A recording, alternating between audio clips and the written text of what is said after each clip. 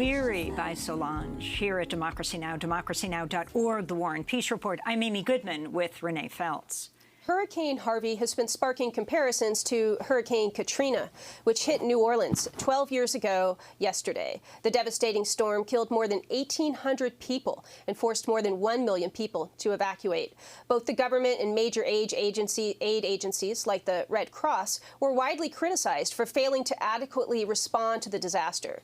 Instead, local residents took matters into their own hands, launching relief, recovery, and mutual aid efforts such as the Common Ground Collective.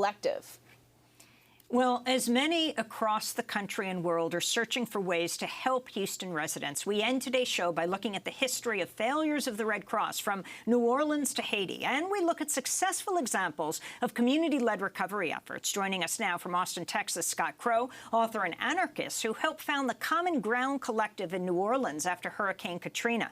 He's the author of Black Flags and Windmills, his forthcoming book, Setting Sights, Histories and Reflections on Community Armed Self-Defense. And in Durham, North Carolina, Jonathan Katz is with us, director of the Media and Journalism Initiative at the John Hope Franklin Humanities Institute at Duke University. He's the author of The Big Truck That Went By, How the World Came to Save Haiti and Left Behind a Disaster. His new article for Slate is headlined, The Red Cross Won't Save Houston. Let's start there.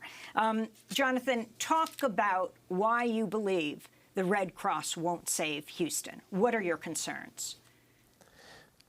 Hi, Amy. Well, I guess there's two big things. One thing is specific to the Red Cross, the American Red Cross. They just have, frankly, a terrible track record when it comes to disaster relief. And part of the problem is that we don't really know what they're doing. It's an incredibly opaque organization. I was trying to get information from them about exactly what they're up to in the disaster zone in Texas right now, how much money they think they're going to need, how much money they've raised so far, and they just don't like sharing those details. And that's very much of a piece with things that we've seen in the past with other disasters that make it very hard to evaluate their work. But the biggest problem is that it's just part of this narrative of disaster and then this kind of quick hit donation response where people think that by giving small and medium sums of money to an organization like the Red Cross, that they're going to be able to solve a problem like a massive catastrophe like the one that we're seeing in Texas right now.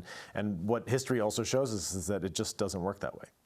You know, it's interesting. This week, Facebook made headlines when it decided to steer donations away from the Red Cross to a little-known charity called the Center for Disaster Philanthropy, again, instead of the Red Cross.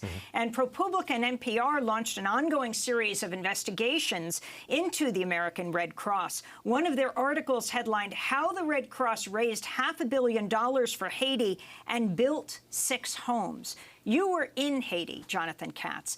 Can you talk about the specifics of projects they've been involved with and the lack of accountability?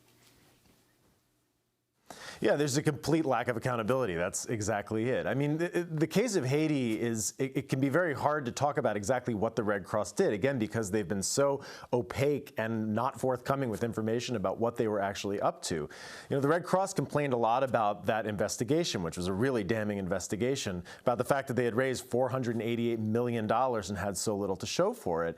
But then they couldn't even turn around and point to the things that they had done. When the earthquake hit in Haiti back in 2010, they only had 3 full-time staffers on the ground. And what they did was they swung their whole operation into the direction of what they do really, really well, which is raising enormous amounts of money very, very quickly. And they do that by being incredibly vague and not really telling people who are donating what they're going to do. And so they'll use extremely vague terms like shelter. They'll just say, well, if you give us money, you know, we'll help provide shelter for people. And they weren't telling the people in the United States who were donating that $500 million that what shelter really meant was that they were going to give people tarps. And that when those tarps frayed, they would give people more tarps, and when those tarps frayed, and so on and so on and so on, and that they had no capacity, they had no experience, they had no real ability to build permanent houses. And so when ProPublica and NPR did that investigation and found that there were only 6 actual houses that had been built with that $500 million. The Red Cross was upset about the way that headline made them look, but they really couldn't respond because doing so would have required actually leveling with the people who had given them money and telling them, look, we actually didn't really ever mean that we were going to build houses because we just don't know how to do that. And I'm afraid that we're going to see the same sort of thing happen here in Texas and possibly Louisiana, where the Red Cross is just saying, give us money, we'll use it to save lives, but not telling you what they're actually going to do with it, and then not actually creating any kind of result. And the American Red Cross's CEO, Gail McGovern, her background? She came from AT&T. That's actually one of the big criticisms that the Red Cross has gotten in her leadership, is that essentially it's become a very corporate organization that operates according basically to the logic of a lot of corporate America, which is just sort of, look, give us money, trust us. We're not going to tell you what we're doing, and we're not going to give you any way to hold us accountable. Thanks, Jonathan. The American Red Cross's track record has been phenomenally bad under her. I think that there are probably some people in the organization that are happy with the amounts of money that she's continued to be able to raise, even under this withering criticism, but they've lied to Congress when there have been investigations. They've resisted all forms of oversight. And when people like me in the press call them and go and investigate their projects and try to figure out what they're actually using the money for, where the money's going, they're incredibly vague about it, and they put up all kinds of roadblocks. And it's Thank you, Jonathan. Sort of I hate to cut you off there, but I want to ask you, I want to bring into the conversation Scott Crowe. There is a website actually now called noredcross.org that lists a lot of different organizations like the Black Women's Defense League, Shape Community Center, and other organizations in Houston that are gathering volunteers and supplies.